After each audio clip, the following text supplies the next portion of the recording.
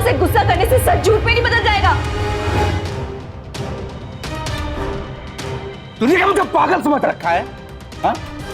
मुझे सब खबर है कि मेरे इस घर से जाने के बाद इस घर में क्या क्या होता है, सब मालूम है मुझे। अच्छा, 7 साल हो गए हमारी शादी को, तुमने आज तक मुझे दिया ही क्या है सिवाय दुख और तकलीफों के? मुझे क्या करना है क्या नहीं, किससे बात करनी किससे नहीं, क्या खाना है क्या नहीं, याद है कि मेरी सासों को भी तुमने अपना मोहताज बना दिया है। और कुछ नहीं मिला तो अब मेरे चरित्र पर उंगलियां उठा रहे हो। काश होती ऐसी मेरी किस्मत, कम से कम जीती तो सही में। पागल समझिए मुझे?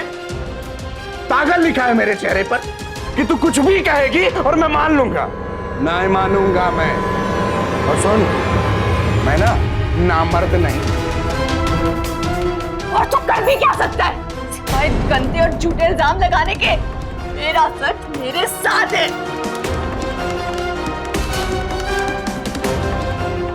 तो मेरे घर में भी ये सब नहीं चलेगा, ये जान ले तू।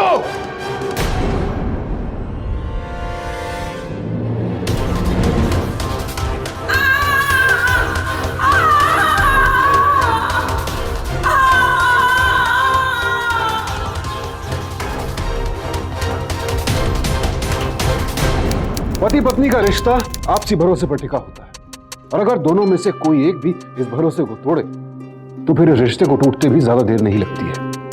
रामवीर को यकीन था कि उसकी पत्नी मेघना के किसी के साथ विवाहितर संबंध है, और यही बात इन दोनों के बीच हमेशा झगड़े और तनाव की वजह बनने लगी। अविश्वास वो चिंगारी है जो एक बार पैदा हो जाए तो फिर उसे भड़क कर आग बनते देर नहीं लगती।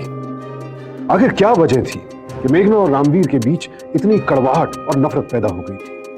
क्यों आज ये दोनों इस मोड़ पर खड़े थे? ये जानने के लिए हमें इन दोनों की जिंदगी के कुछ महीनों पहले के पन्नों को पलटना होगा।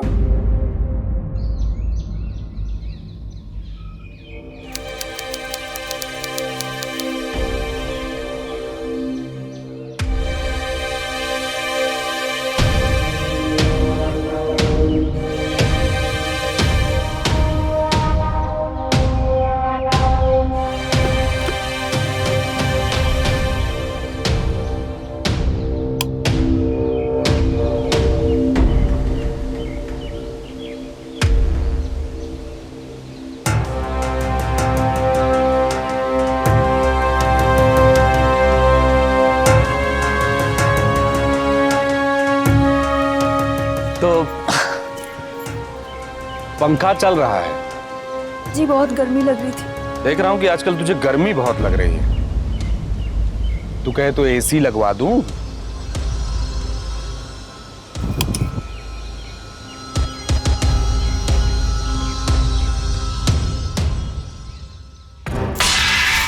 ये टीवी, ये पंखा, ये सब ना बिजली से चलता है, और इसका बिल मैं भरता हूं, ना कि तेरा बाप।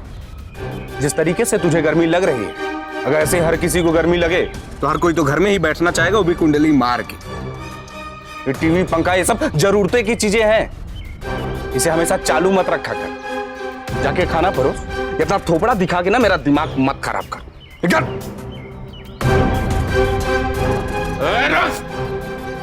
इसको कौन उठाएगा? तेरा बाप? केवल दिमाग खराब कर।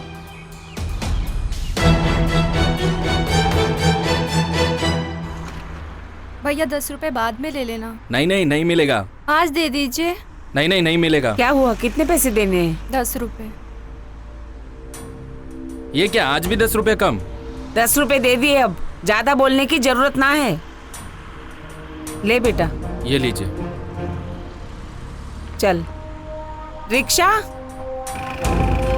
मौसी, पैसे कल लौटा दूंगी, वो मैं सोनू के पापा से लेना भूल गई। मैं तेरा हाल अच्छे से समझती हूँ बेटा। ये रामवीर भी न जाने कौन सी मिट्टी का बना है। अच्छी खासी लुगाई है, लेकिन ठीक से रखना ही नहीं जानता है। नहीं नहीं मौसी, ऐसी कोई बात नहीं है। कब तक उसकी गलतियों को छुपाएगी तू? मैं क्या, सारा मोहल्ला जानता है रामवीर कैसा है। जब से तू ब्याह के आई है ना, तुझे मैंने बेटी जैसे समझा है, इसीलिए तो तेरी चिंता लगी रहती है मुझे। चिंता की कोई बात नहीं मौसी, जहाँ प्यार होता है वहीं तो झगड़ा होता है ना। सोनू के पापा मुझे प्यार भी बहुत करते हैं। अरे भैया रोक दो जरा। कितने पैसे हुए? ये लो मौसी, आपका सामान। मैं चलती हूँ। अरे छोरी, अब यहाँ तक आई है तो भीतर आके चाय भी पी जा। सोनू स्कूल से आ गया होगा ना, और फिर उनके आने का भी टाइम हो रहा है। मैं चलती हूँ मौसी। अरे जसवंत, नमस्ते। नमस्ते। ये मेरा भांजा है जसवंत। अच्छा मौसी, मैं चलती हूँ। ठीक है। बेचारी इतना दर्द, इतनी तकलीफ सहती है, फिर भी अपने घर का कितना ख्याल रखती है ये। न जाने ये रामवीर को कब अकल आएगी। अब तू क्या देखने लग गया? घर में सब कैसे हैं? सब ठीक है बुआ। तेरे बापू तो कभी इधर आते ही नहीं, है ना? भैया भैया वो 300 रुपए चाहिए थे, किताबें खरीदनी है। हाँ तो ले लेना बेटा। हाँ, पर नंबर इस बार भी अच्छा आना चाहिए था। मैं पूरी कोशिश करूंगी भैया। जा पास में नीचे रखा है, जाके ले ले।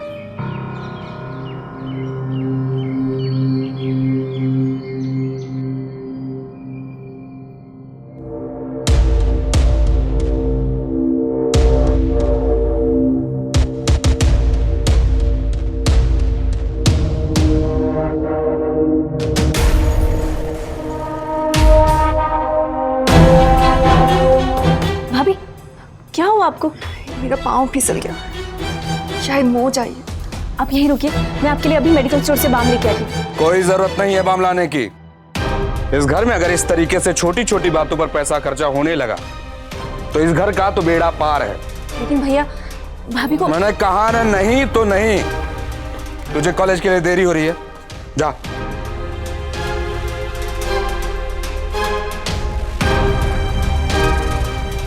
क्या रे, 2 कदम भी तुझसे ठीक से चला तो जाता है नहीं। क्या घूर क्या रही है? कहाँ जाएगी? जा जाके ना गर्म पानी से सेक ले, 2 या 3 दिन में ठीक हो जाएगी। जा।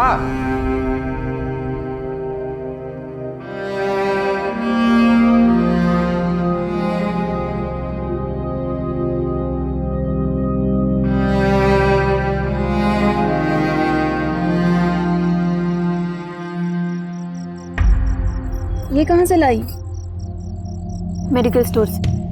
वो भैया ने जो पैसे दिए थे ना किताबों के लिए, उसी से। और अब किताबें कहाँ से आएंगी? भाभी भैया से कह दूंगी और पैसे चाहिए किताबों के लिए, मना थोड़ी ना करेंगे। भाभी भैया बुरे नहीं है। वो क्या है ना, एक तो उनकी छोटी सी नौकरी, ऊपर से हम सबकी जिम्मेदारी, शायद इसी वजह से बस थोड़े से चिड़चिड़े हो गए हैं। पर आप चिंता मत कीजिए, जैसे ही अच्छे पैसे आने लगेंगे ना, भैया फिर से अच्छे हो जाएंगे, सच में।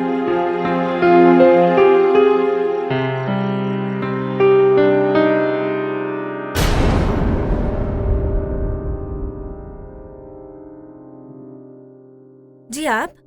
नमस्ते। वो हमारी प्रेस आपकी भाभी ले आई थी। भाभी, दुर्गा मौसी ने इस्त्री मंगवाई है, आप दे देना, मैं जा रही हूँ, उनसे ले लेना। हाँ?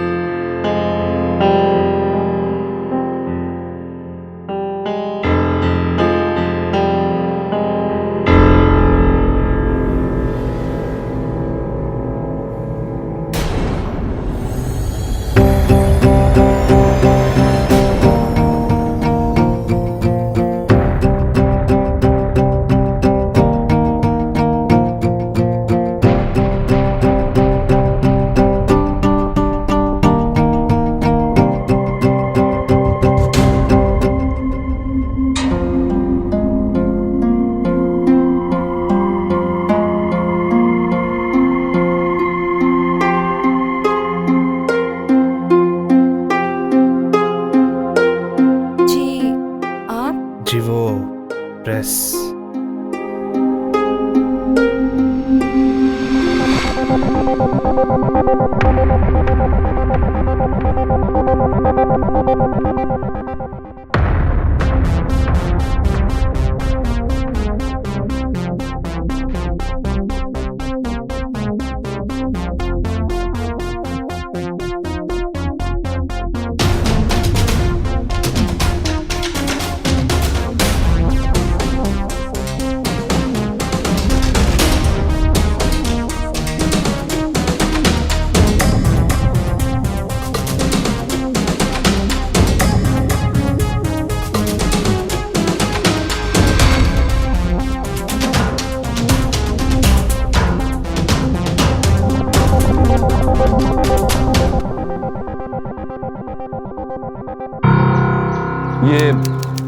सूजी 2 किलो क्यों? जी वो नीति और सोनू को सुबह सुबह शीरा पसंद है। और ये राजमा तो तू पिछले हफ्ते ही लेके आई थी। खत्म होने वाली है। हाँ तो खत्म हो जाए उसके बाद लेके आ। कौन सा राशन का दुकान बंद हो जाएगा? और ये गेहूं ना 25 किलो की जगह 15 कर, चना दाल 1 किलो, मसाला 250 ग्राम और चावल 10 नहीं 5 किलो में ना काम चला तू। लेकिन ये तो बहुत कम है, महीना भर चल ही नहीं पाएगा। हाँ तो फिर से लेके आ। राशन का दुकान बंद हो रहा है क्या? दिमाग केवल पैसा। ले ले।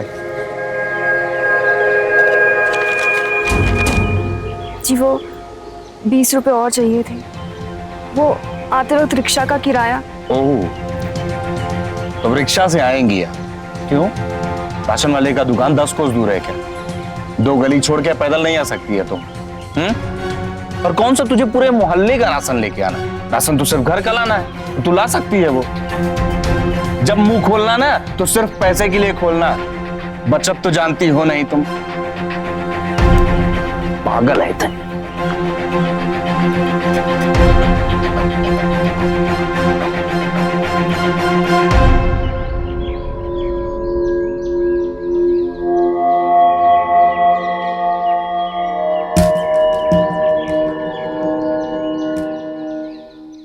भाभी ये लीजिए, मैं सुमन के साथ उसकी गाड़ी में जा रही हूँ, आप रिक्शा से आना।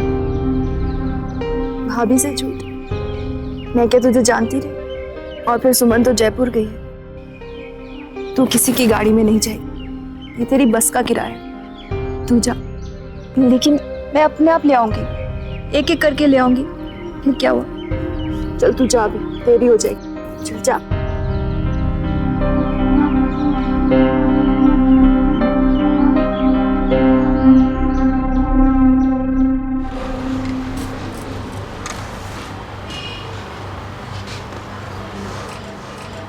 अरे ये क्या, इतना सारा सामान, वो भी इतनी तेज धूप में। लाइए लाइए, मुझे दीजिए। अरे मुझे दीजिए ना, दीजिए।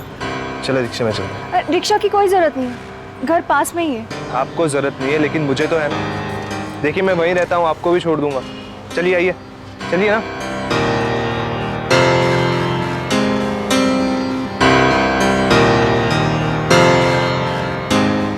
ऑटो।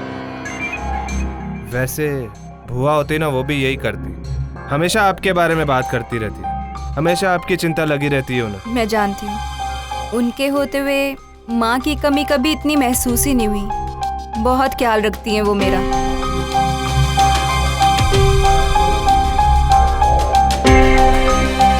जी वो घर आ गया। भैया ऑटो रुका दो। चलिए आपको घर छोड़ देता हूँ। जी मैं खुद चली जाऊंगी। अरे इतना सामान है, चलिए मैं आपको छोड़ देता हूँ।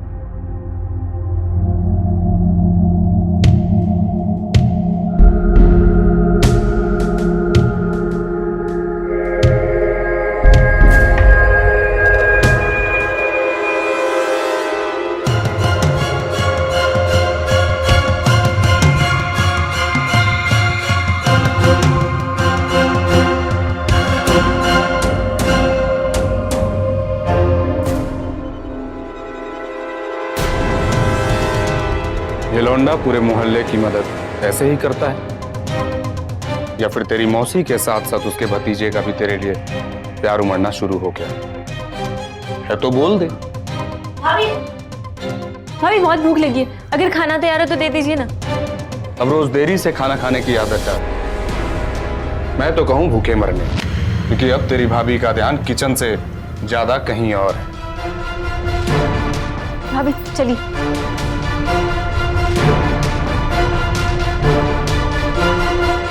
नहीं माँ नहीं, अब और सहन नहीं होता है मुझसे।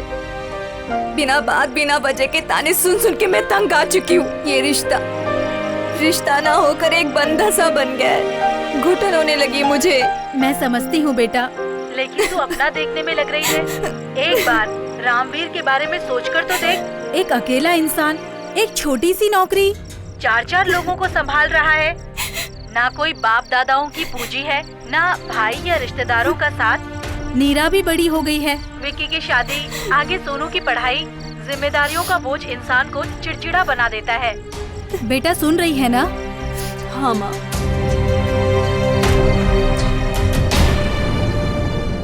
मौसी, वहाँ मंदिर गई है सत्संग के लिए। ठीक है।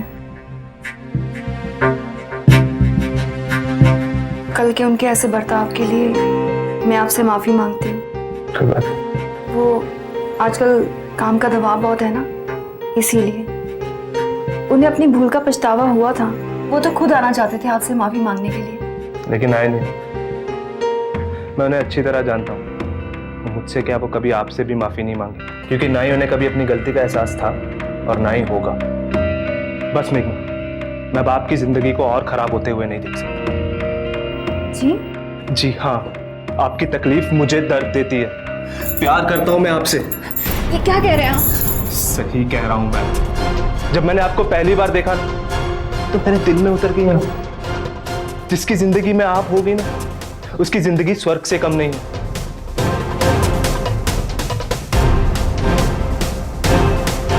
अगर ये बात रामवीर नहीं समझ सकता तो उसे तुम्हारा पति होने का कोई अधिकार नहीं है। मैं तुमसे शादी करूंगा मेघना, तुम्हें जिंदगी की हर एक खुशी दूंगा जिस पर तुम्हारा अधिकार है। तुमसे बहुत प्यार करता हूं मेघना, और मुझे पता है तुम भी मुझसे बहुत प्यार करती हो। मैं सिर्फ अपने परिवार से प्यार करती हूँ। अपने आप को धोखे में मत रखो मेघना, तुम्हें भी जीने का हक है, तुम्हें भी खुश रहने का अधिकार है। मैं ही तुम्हारी खुशी हूं। हाँ मेघना।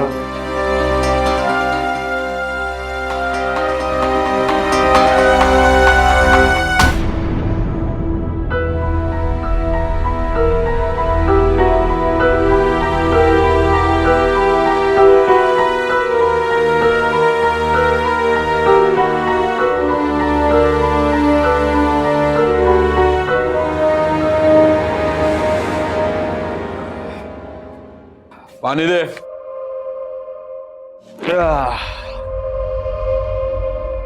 अरे लाएगी? जी ला रही हूँ। ला रही हूं नहीं, लेके आओ।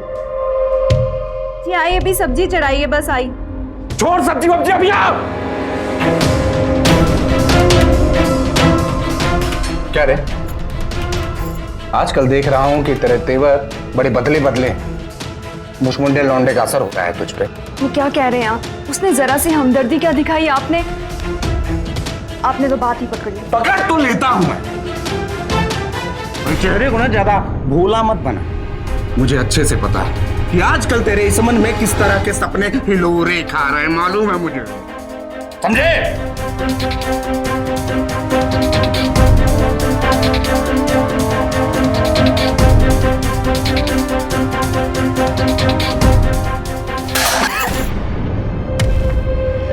इस तरह से गुस्सा करने से सच झूठ में नहीं बदल जाएगा।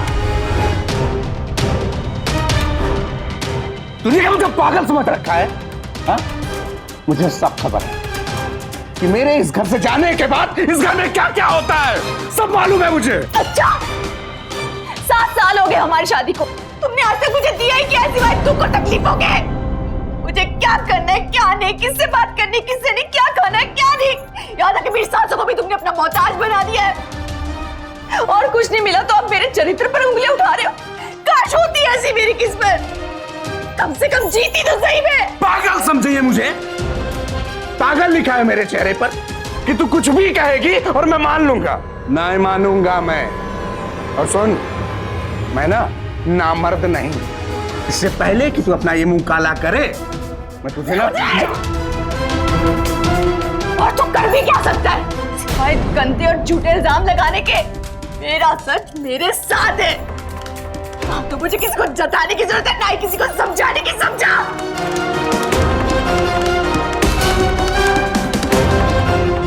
तो मेरे घर में भी ये सब नहीं चलेगा, ये जान ले तू। वैवाहिक संबंधों की इमारत पति पत्नी के परस्पर प्रेम, विश्वास और इज्जत पर टिकी होती है। लेकिन जहां इनकी जगह शंका, रोक टोक और एक दूसरे के जीवन में जरूरत से ज्यादा दखल अंदाजी आ जाए तो फिर इस इमारत को डगमगाते देर नहीं लगती। और यही हो रहा था रामवीर और मेघना के जीवन में। रामवीर का यह व्यवहार मेघना को लगातार उससे दूर करता जा रहा था, और शायद रामवीर को खुद इस बात का एहसास नहीं था कि उसका व्यवहार एक दिन उसके जीवन को किस खतरनाक मोड़ तक ले जाएगा। अब ये दूरियां बर्दाश्त नहीं होती मेघना। चलो हम कहीं भाग चलते हैं, जाके शादी करेंगे और अपनी एक छोटी सी दुनिया बसाएंगे। नहीं जसवंत, मैं चाहकर भी ऐसा नहीं कर सकती। क्यों मेघना? क्या तुम नहीं चाहती कि उस घर, उस इंसान से तुम्हारा छुटकारा हो? उसके अलावा भी कुछ रिश्ते हैं। मेरी बहन, प्यारी ननद, मेरा ऐसे करने से सजा उनको मिलेगी। कौन थामेगा उनका हाथ शादी के लिए? मैं इस तरह से उनकी जिंदगी बर्बाद नहीं कर सकती। मुझे लगता है कि हमें अपना रिश्ता यहीं खत्म कर देना चाहिए।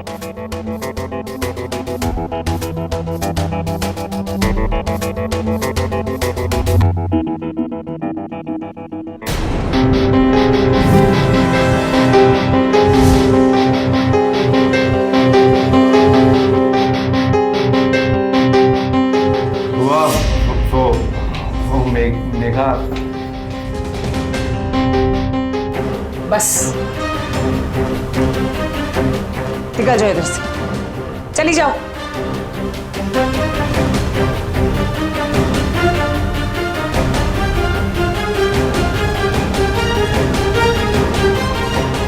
जसवंत रुक जा, रुक जा जसवंत, मैंने कहा था तेरे को, हमारी बात नहीं सुनेगा तू।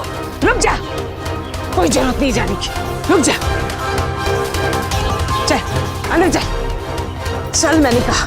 शादीशुदा होते हुए भी प्यार के लिए तरस रही मेघना का पैर जरा सी हमदर्दी मिलते ही फिसल गया। उसे जो अच्छा लगा उसने किया, लेकिन अपने इस कदम की वजह से कहीं ना कहीं उसके मन में अपराध बोध भी था और इसीलिए उसने जसवंत से अलग होने का फैसला किया। लेकिन कदम बहकना जितना आसान होता है, बहके कदमों को संभालना उतना ही मुश्किल। तो अब क्या होगा मेघना के साथ? क्या वो निकल पाएगी रिश्तों के इस भंवर से, वो भंवर जो खुद उसकी करनी का ही परिणाम था? चलो भाभी, मैं कॉलेज जा रही हूँ।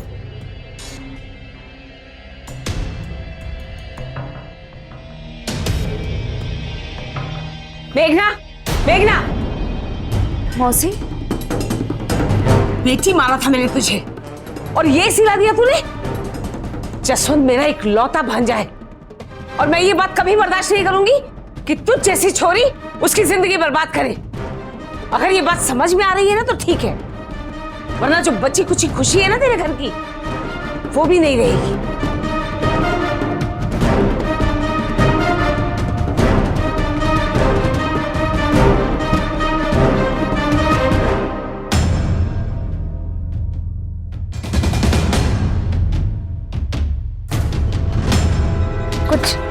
कुछ कह रही थी दुर्गा मौसी?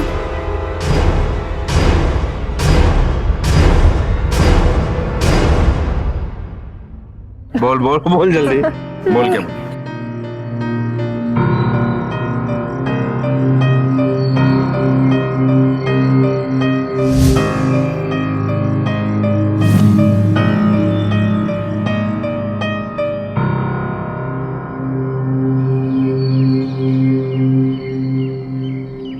बहुत घबरा रहा है, ना जाने क्या होने वाला है। घबराने की जरूरत नहीं है, मैं हूं ना तुम्हारे साथ। दुर्गा मौसी का बहुत डर लग रहा है मुझे। कल ना जाने उससे क्या बात कर रही थी, मैं पूरी रात नहीं सो पाई और वो भी आजकल चुप से हो गए।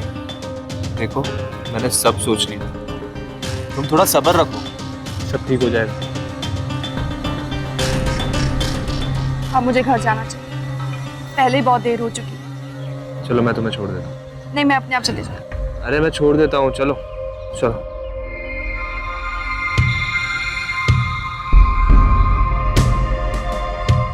हाँ, आराम से आराम से।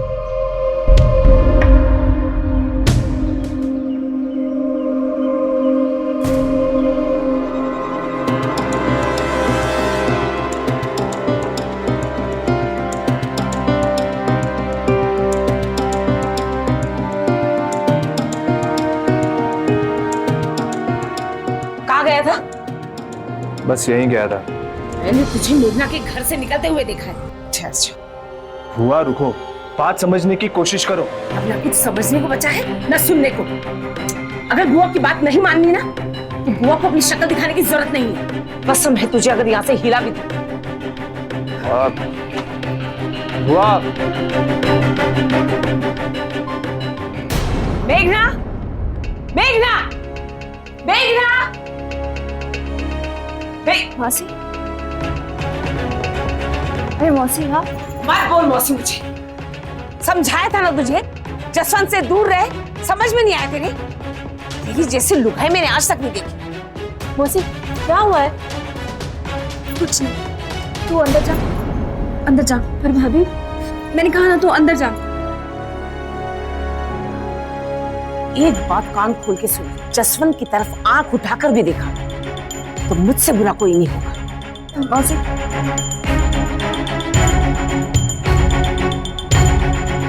बहुत ही झीठ लुगाई है, न लोक लाज इज्जत किसी की परवाह नहीं है। आज तक मैं रामवीर को दोष देती आती थी, लेकिन मुझे क्या पता था ये दोष मुझ पर ही भारी पड़ेगा।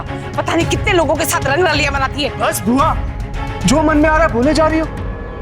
दोषी वो नहीं मैं, क्योंकि प्यार करता हूं मैं उससे और शादी करना चाहता हूं। क्या कह रहे तू? होश में भी है? हाँ, होश में हूं, इसीलिए मैंने फैसला किया कि मेघना उस घर में अब नहीं रहेगी। अरे क्या जादू कर दिया उस छोरी ने तेरे ऊपर? जानता भी है वो ब्याहता है रामवीर की, और एक बच्चे की माँ भी है। तुम्हारे इस रिश्ते को समाज कभी नहीं अपनाएगा। अब मुझे किसी की परवाह नहीं है, मुझे सिर्फ मेघना चाहिए। तुम्हें परवाह नहीं तो ना सही, लेकिन मैं परवाह करती हूँ, और मेरे जीते जी मैं तुम्हें ये पाप कभी नहीं करने दूंगी।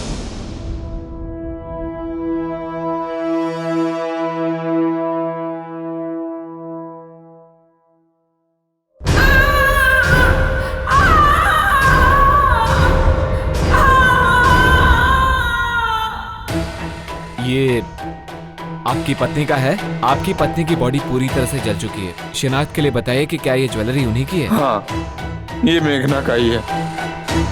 मेघना अच्छी लड़की थी, रणवीर उस पर बिना बात गुस्सा किया करता था। आप जानते हो मेघना के बारे में? साहब आए दिन उन दोनों के बीच झगड़ा होता था, नरक बना दिया था उसने इस बेचारी का जीवन। सजा तो मिलनी चाहिए। रामवीर, रामवीर, रामवीर नीचे आओ, नीचे आओ। क्या हुआ इंस्पेक्टर साहब?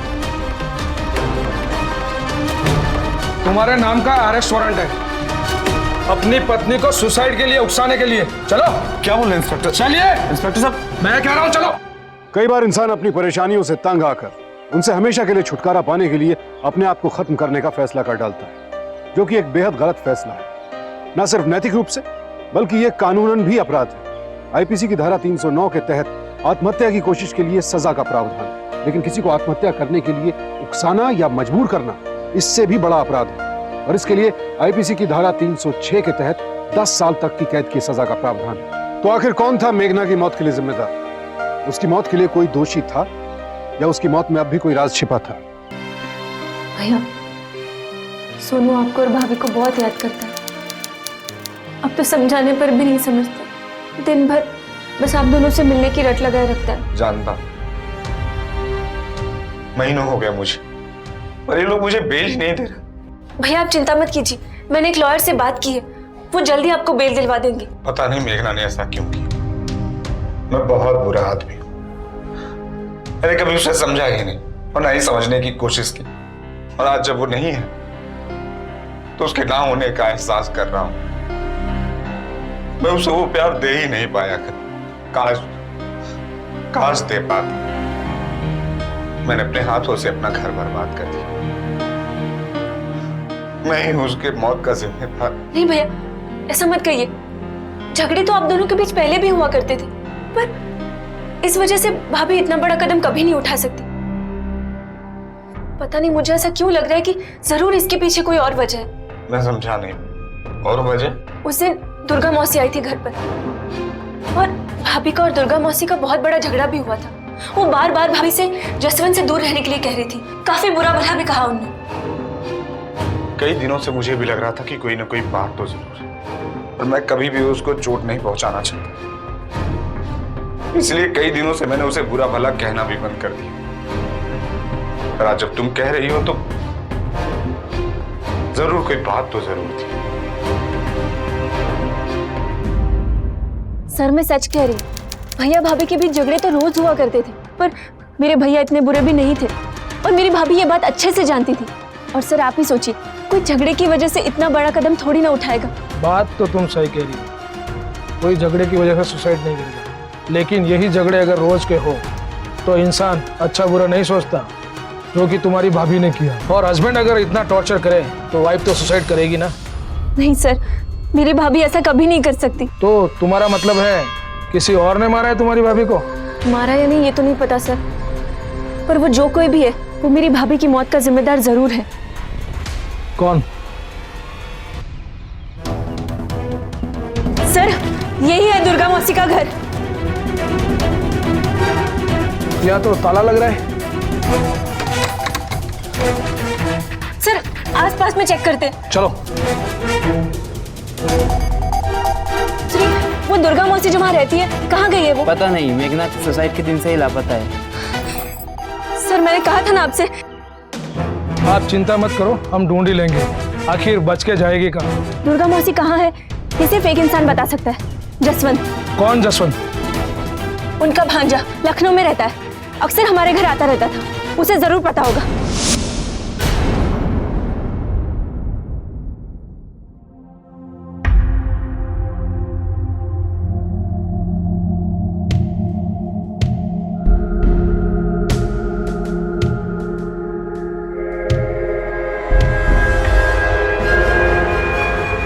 जी वो दुर्गा बुआ घर में लॉक लगा हुआ है, कुछ पता कर गई है आपको?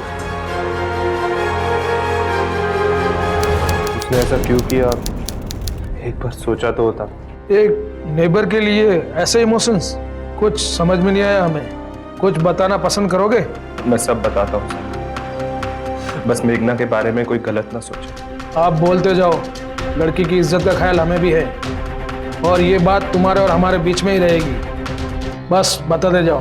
मेघना को जब मैंने पहली बार देखा तो मुझे उससे प्यार हो गया। रामवीर का मेघना की तरफ व्यवहार अच्छा नहीं था, उसकी तकलीफ मुझे दर्द देती, तो मैंने डिसाइड किया कि उसे इस नर्क से निकालूंगा और उससे शादी करने का फैसला किया। लेकिन बुआ को यह सब मंजूर नहीं था।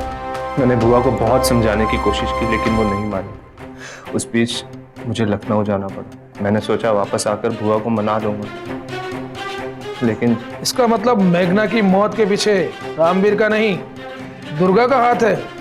जी नहीं सर, बुआ ऐसा नहीं कर सकती। तो फिर लापता क्यों है? और ठीक मेघना के सुसाइड वाले दिन से ही कैसे? तुम्हें कुछ मालूम है उसके बारे में? नहीं सर, मैं तो लखनऊ में था और बुआ के पास कोई कांटेक्ट नंबर भी नहीं। मैं जब जाता था तभी उनसे बात हो पाती थी। जसवंत के उस एक बयान ने पुलिस की तफ्तीश का रुख ही बदल कर रख दिया। अब पुलिस को दुर्गा की तलाश थी, और उसके मिलने पर ही पता चल सकता था कि मेघना की यह मौत आत्महत्या थी या फिर किसी सोची समझी साजिश के तहत की गई हत्या। लेकिन पुलिस को दुर्गा का कहीं कोई सुराग नहीं मिल रहा था। पुलिस दुर्गा को तलाश जरूर रही थी, लेकिन उसके शक की सुई अब भी रामवीर पर ही टिकी थी। लेकिन नीरा को अपने भाई की बेगुनाही का पूरा यकीन था।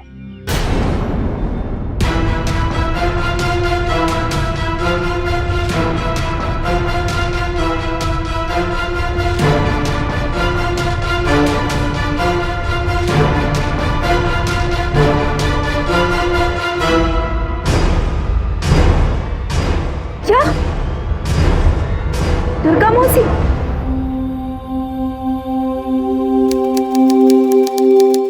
सर अनिल भैया ने फोन पर यही पता बताया, जसवंत यही रहता है। लेकिन ऊपर तो जाकर आए, ऊपर तो लॉक लगा हुआ है। सर पड़ोसी से पूछते हैं। सुनिए भाई साहब, वो जसवंत यही रहता है ना? यहीं ऊपर आता था, अब नहीं रहता। अब नहीं रहता। इनमें से किसी को देखा है तुमने? सर इस आदमी को तो देखा है, लेकिन इसके साथ इस औरत को कभी नहीं देखा। इनमें से किसी को देखा है तुमने? हाँ, ये तो जसवंत है। मेरी दुकान में चाय पीने आता है, लेकिन इस औरत को कभी नहीं देखा इसके साथ। मैंने सुना है वो यहाँ से जा रहा है, उसके घर का भी सौदा हो गया है, 2-3 दिन में जाने वाला है। कलेजे को ठंडक मिल गई, बेमतलब के परेशान कर रखा है पुलिस को। सर मैं सच कह रही हूँ, मुझे पूरा यकीन है कि दुर्गा मौसी और जसवंत इस चीज से जुड़े हुए हैं। आप मेरा विश्वास करके तो देखिए। और कितना विश्वास करोगी मैडम जी? पुलिस को अपने हिसाब से काम करने दो। और हाँ, अब फोन तभी करना जब सच अपनी आंखों से देख ना लो।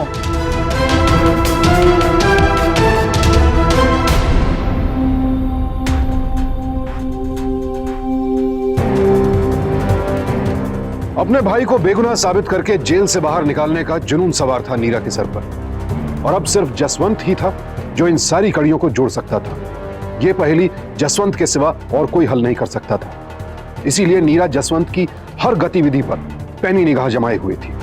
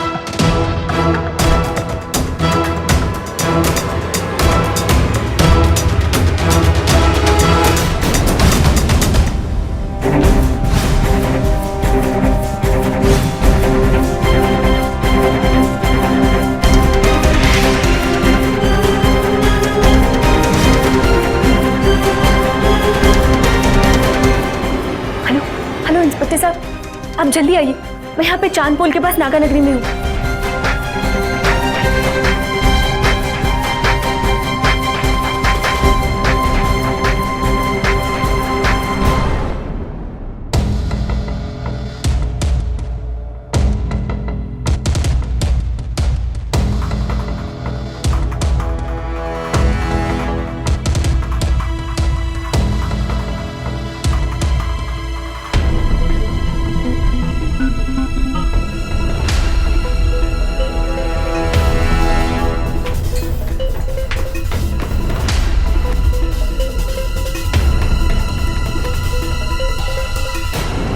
भाभी, भाभी, इंस्पेक्टर साहब, यही मेरी भाभी है, मेघना। गिरफ्तार कर लीजिए इसे। ये क्या कह रही हैं आप? मेरा नाम मेघना नहीं है, मेरा नाम रेखा त्रिवेदी। सर ये झूठ बोल रही है। मैंने कहा ना, मेरा नाम मेघना नहीं है, मेरा नाम रेखा त्रिवेदी है, wife of Jaswant Trivedi. Sir ये झूठ बोल, सर वो रहा जसवंत, पकड़ लीजिए इसे। कांस्टेबल पकड़ो उसे।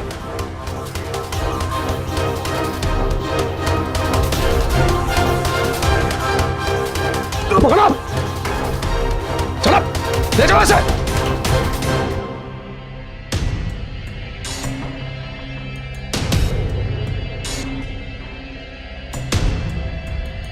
चल।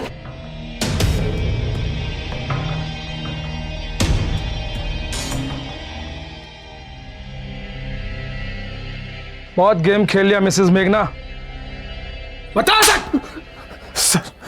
सर मैं आपको सब सच सच बताता हूँ सर। मुझे मेघना को देखते ही प्यार हो गया था। मेरे लिए उसे चाहना ही काफी था। लेकिन जब मैंने रामवीर के बुरे व्यवहार को जाना तो मुझसे रहा नहीं गया। मैं मेघना को सपोर्ट करने लगा। मेघना को भी शायद सच्चे प्यार की तलाश थी जो उसे मुझ पे मिली। सब ठीक चल रहा था, लेकिन तभी दुर्गा भुआ, उनको हमारे बारे में पता चल गया और सब स्थिति बिगड़ती चली गई। मैंने मेघना से शादी करने का फैसला कर लिया था, लेकिन मेघना लोग लाज के डर से अपना घर छोड़ने के लिए तैयार नहीं थी। पर मैं भी अपनी जिद पे अड़ा रहा। आखिर हमने रास्ता निकाल ही लिया। मुझे बहुत डर लग रहा है जसवंत। दुर्गा मौसी ने धमकी दी, अगर उन्होंने रामवीर को कुछ बता दिया ना तो मुझे जान से मार देगा वो। ठीक यही होगा कि हम सब कुछ भूल जाए और अपने इस रिश्ते को यहीं खत्म कर दें। नहीं मेघना, ये तुम कैसी बात कर रही हो? मैं तुम्हारे बगैर जी नहीं सकता और ना ही तुम्हें इस हालत में छोड़ सकता। ठीक है, तो मेरा मरना ही ठीक होगा। क्या बोल रही हो तुम मेघना? हाँ, मुझे मरना होगा जसवंत, मुझे मरना होगा, मुझे मरना होगा, लेकिन सिर्फ इस दुनिया के सामने। मौत के बाद मुझे कोई याद करने वाला तो है नहीं। रामवीर और इन लोगों से छुटकारा पाने के लिए मुझे अपनी झूठी मौत का नाटक रचना ही होगा, और उसके बाद हम अपनी नई जिंदगी की शुरुआत कर पाएंगे। लेकिन मेघना, अगर तुम सुसाइड करती हो तो तुम्हारी डेड बॉडी का क्या होगा? मतलब अगर तुम्हारी डेड बॉडी नहीं मिली तो लोग कैसे सच मानेंगे कि तुम मरी हो? मुझसे गलती हो गई, मुझे माफ कर दो मौसी। मैं आपको समझ ही नहीं सकी, इसीलिए मैं अपनी गलती सुधारूंगी। आप बस मुझे एक मौका दो।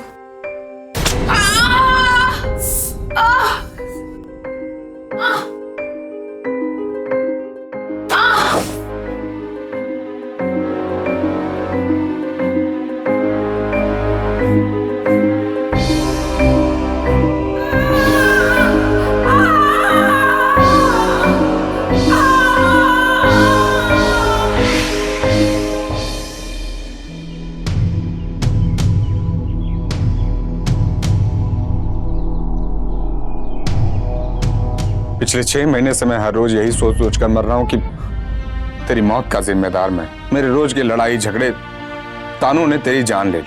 अपने बेटे से मैं नजर तक नहीं मिला पाता। लगता है कि जैसे उस मासूम को अनाथ करने वाला मैं ही। पर मुझे आज बहुत अफसोस होता है अपनी इस सोच पर। तुझ जैसी वाहियात औरत को तो मुझे उसी दिन मार देना चाहिए।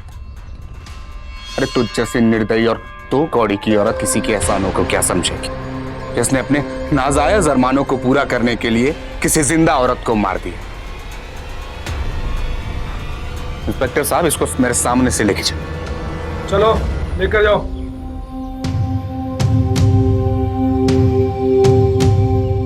प्यार पाने का हक हर किसी को है, लेकिन उसे हासिल करने का यह तरीका किसी भी सूरत में सही नहीं है।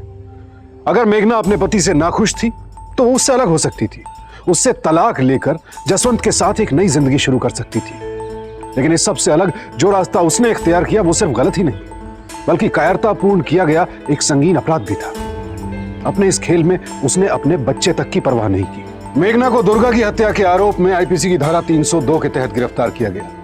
इस धारा में आजीवन कारावास से लेकर मृत्युदंड तक का प्रावधान है। जसवंत को अपराध में मेघना का सहभागी होने और पुलिस को झूठा बयान देने के आरोप में आईपीसी की धारा 37, धारा 177 और धारा 191 के तहत दोषी पाया गया। आज दोनों ही जेल में अपने किए की सजा भुगत रहे हैं। इसीलिए सावधान रहिए हदें तोड़ती उन कामनाओं से जो किसी भी इंसान को अंधा बना दे और एक साथ कई जिंदगियां तहस नहस कर दे। इसी विनती के साथ अब मैं सुशांत सिंह आपसे विदा लेता हूं। फिर मुलाकात होगी ऐसी एक और सत्य घटना के साथ। देखते रहें सावधान इंडिया, इंडिया फाइट्स बैक।